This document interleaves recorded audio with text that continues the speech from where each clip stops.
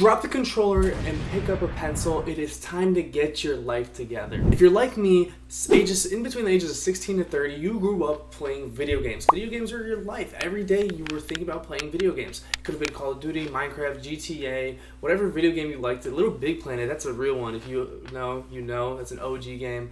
But if you were in this age demographic, you grew up when video games were becoming huge. I grew up with the PlayStation 1. Watch it come into the PlayStation 5. I've seen the entire growth. And with this, I put hundreds and even thousands. I have a ridiculous amount of time playing video games, but I put all these hours watching these pixels run across my screen, improving their levels and increasing their attributes such as charisma, practicing my jump shot, whatever it might be, trying to hit trick shots in Call of Duty. I did so much, I spent so much time playing these video games just to level up those characters. Now flash forward to today, you're still doing the same thing. You're sitting in your room like an NPC, playing video games, spending hours into the night, up until 4 in the morning, playing video games, leveling up those same characters every single year. But why don't you take a second and focus on the real important game of life? Your life. Being the absolute gamer nerd that I was growing up, I did some math and watched some videos about it. I realized that throughout the span of my life, the amount of time I have spent playing video games is a little concerning. To give you a little backstory, I have 1,500 hours spent in a singular video game over the span of 4 years. That is ridiculous. I did the numbers and I realized I came out to have around 10,000 hours of video games, maybe a little more played throughout my life, which comes out to over 410 days, which is roughly around 5% of my life, a little less than 5%, but the math still is crazy. I have spent right around 5% of my life playing video games. And then one day, I watched a video, and it talked about how life is similar to a video game. Let's take a game such as Fallout 4. You can level up different personality and characteristics attributes such as charisma, agility, endurance, strength, whatever it might be, through different tasks and leveling up and then boosting your traits or whatever and improving yourself. Life is no different. You can improve your personal traits. You can improve your communication, your charisma. You can go to the gym and become stronger. But if we take a step back and look at you right now, if we're being completely honest, you're probably like a 61 overall. Let's be real. You're nothing crazy. You're low-key below average. You don't do too much. And you're just there. You're good, like 61, you're in the game, but you're just not anything special. But now if we take somebody else, such as, I'm going to use David Goggins because it's the first name that came into my head, and give him an overall. I mean, this guy's probably like 95 overall. He's got strength, he's got endurance, he's got agility, he's got charisma, and he's just perception, whatever. He's got all these attributes because he's worked so hard on himself in so many different ways to improve himself to become the greatest version that he could build of himself. So what to do about your 61 overall?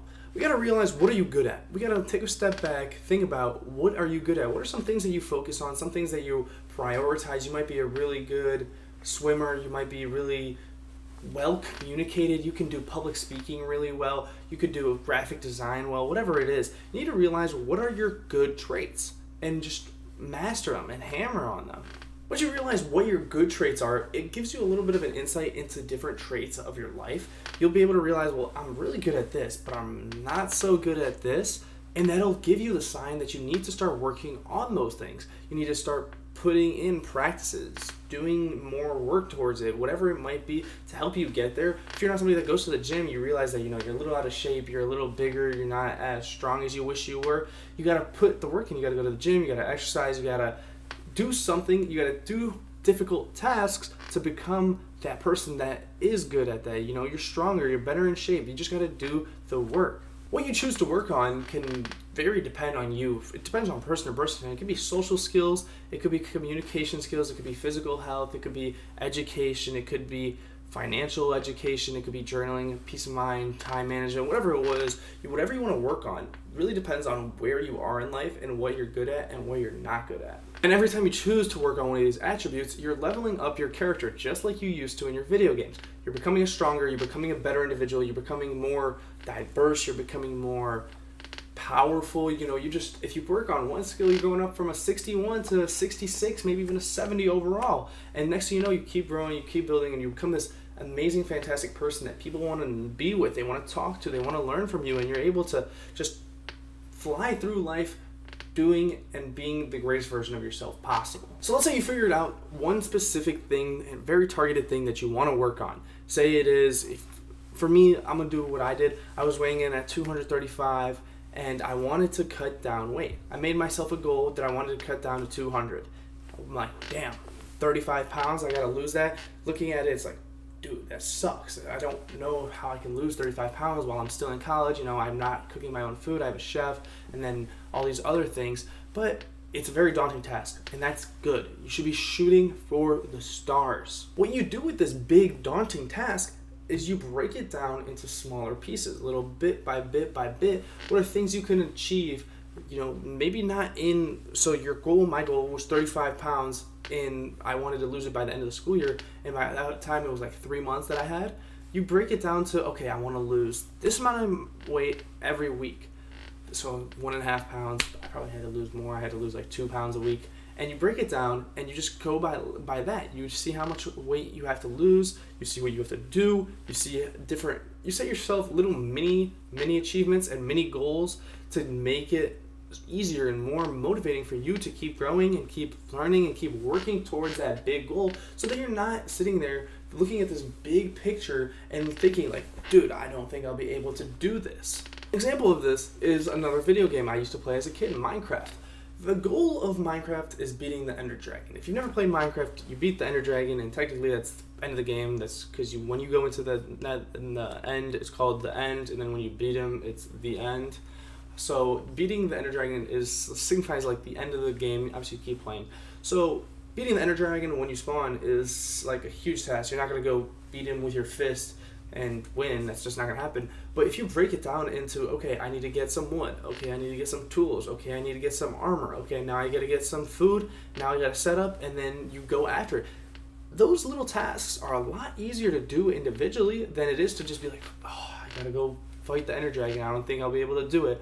But if you just go mini task by mini task, you'll be able to learn and be able to achieve that and find the process more easy to go about than it is if you just focused on the Ender Dragon. Now, a real life example of this would be student loans.